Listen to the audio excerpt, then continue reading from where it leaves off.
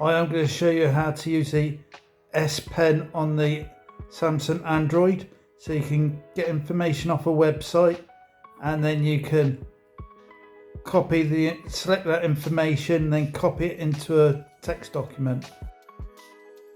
So if I go to BBC News, I do not know what's on there.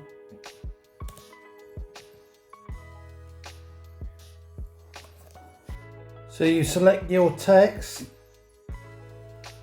by tapping on there, getting Smart Select.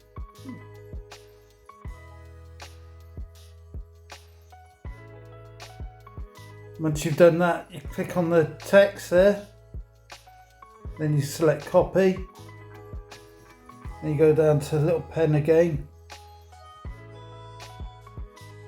Control V on your keyboard, then you can see